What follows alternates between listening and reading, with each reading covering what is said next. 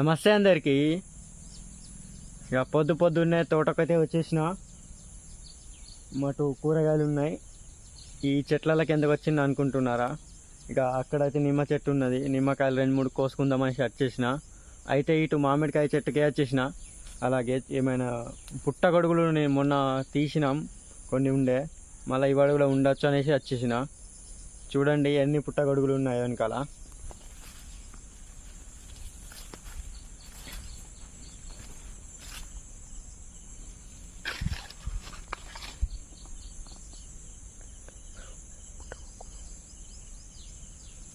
చూడండి ఎన్ని ఉన్నాయో. ఇప్పుడు వీటిని అయితే తిననీకి పనికిరావు, ఎందుకంటే ఇట్లా గొడుగు లెక్క విచ్చుకున్నప్పుడు వాటిని తినకూడదు, అవి విషపూరితమై ఉంటాయట. చూడండి ఎన్ని గనం ఉన్నాయో. ఇవన్నీ వేస్ట్ అయిపోయినాయి అన్నట్లు. గిన్ని ఉన్నాయి, మళ్ళీ ఇటు ఉన్నాయి, గిన్ని గనం ఉన్నాయి పుట్టగొడుగులు. ఇవైతే మొత్తం వేస్ట్ అయిపోయినట్లే, తిననీకైతే పనికిరావు. మళ్ళీ వేరొకకి వెళ్ళి చూద్దాం అక్కడ ఉన్నాయో లేదో. అలాగే 4-5 నిమ్మకాయలు తీసుకున్నా. అండ్ అలాగే ఇక్కడ కూడా పుట్టగొడుగులు లేవు, ఇక్కడ కూడా వెళ్ళనట్టున్నాయి పుట్టగొడుగులు. ఇప్పుడు చూసుకోవచ్చు ఆ కొయ్యగాడ. పోయిన సంవత్సరం ఇక్కడ నుంచే మోటార్ నడిపించినాం మేము. ఇక్కడ కూడా పుట్టగొడుగులు వెళ్తాయి, కానీ ఈరోజు వెళ్ళలేదు. అలాగే ఇక్కడ చూసుకోవచ్చు, మన తోటలోని మెయిన్ అడ్డకాడ వచ్చేసిన. ఇక్కడ కూడా 2-3 ఉన్నాయి.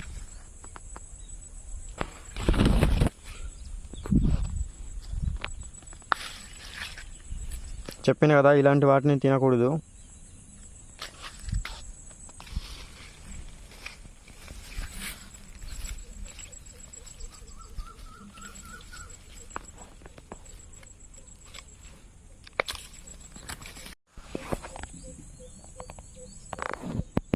చూడండి ఇలాగున్న వాటిని మాత్రమే తినాలి, ఇవి మన హెల్త్కి మంచిది. ఇవి ప్రకృతి నుంచి మనకు సహజ సిద్ధంగా లభిస్తాయి కాబట్టి వీటిని తినాలి. సంవత్సరానికి ఒక్కసారి మాత్రమే దొరుకుతాయి.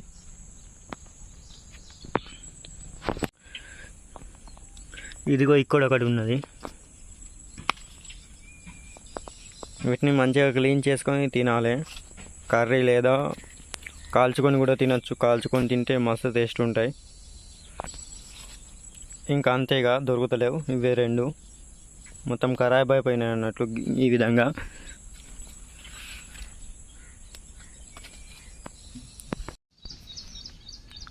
ఫైనల్లీ కూర కోసం కూరగాయలు అయితే కోసేసిన.